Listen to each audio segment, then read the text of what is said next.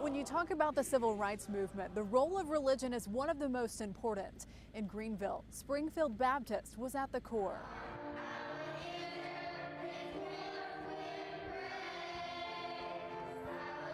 Springfield Baptist Church was led at this point in time by a 25-year-old young senior pastor, Reverend James Hall. And he was incredibly supportive of civil rights change. Maybe it was his youth that made him so bold. Many consider Reverend Hall the father of the civil rights movement in Greenville.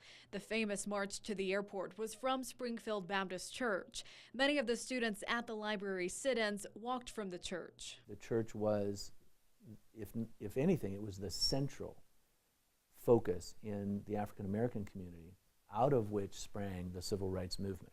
Jesse Jackson was a pastor. King was a pastor. Do now and will continue to carry on our mass protest. In that crowd of thousands on the March on Washington in 1963 was a young student preparing for seminary. Now, when he started speaking, it was a great moment to be alive. Years later, in 1974, Dr. John Corbett took over as pastor of Springfield, where he served for 37 years. The church was one of the few places that blacks controlled. You know, we did not control the politics, did not control the public schools, did not control the police department, but the one place where blacks could come and feel comfortable was the church. So it was the natural place for people to gather. Historically, the black pastor has been one of the persons in the community who was not paid by whites. He was independent. Nobody could threaten to fire the black pastor. So he was free, you know, to organize people because he was independent of the white community. The nucleus of the civil rights movement in Greenville, in my opinion, is Springfield Baptist Church and Sterling High School. Sterling High School, bless her name, whether in defeat or victory. The story of Sterling High School is one of success and struggle. Before schools were integrated, Sterling was where you went to school if you were black and lived in the city of Greenville. We sat down with a group of alumni in the school's old gym. When we came to Sterling, we were encouraged to do our best and to be our best at all times and to prepare for a future that lay ahead of us, and that we did. It was much more than classrooms. It was a community. Sterling was at the center of the civil rights movement in Greenville. Students would go after school to participate in sit-ins and demonstrations. During the day, it was the teachers who inspired them. I really enjoyed Sterling High School.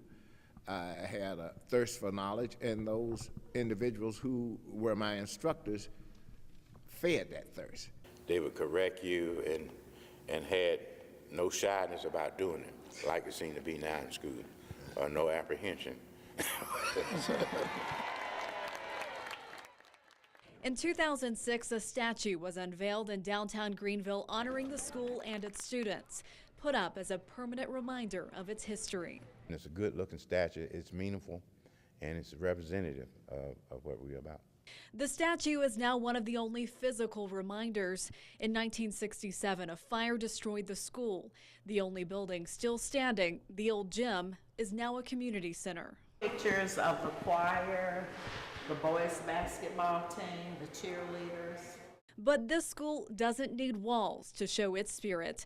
There's enough heart here. Our 100-year anniversary book has to live up to its name for generations to come. Even alumni, we created another level of membership called the Cubs, which are descendants of Sterlingites, and for them to carry on the legacy, hopefully, as we depart and go to the big Sterling in the sky.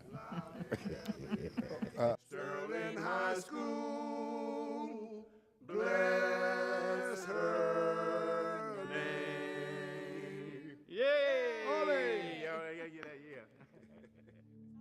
Next on 7 on Your Side, Up Front, riding for freedom. So we knew that it was historical. What we didn't know was whether nonviolence would work or not. Diane Nash reflects and retraces the rides, what lessons she has for today's youth. And we said, why? You know, why we can't come to that library? He said, because you have a library, this is the white library. You have to go to the Negro library, the colored library. As we were breaking these ceilings, it had very little to do with just wanting to be with another race. It had to do with wanting to have access to first-hand information and quality goods and services.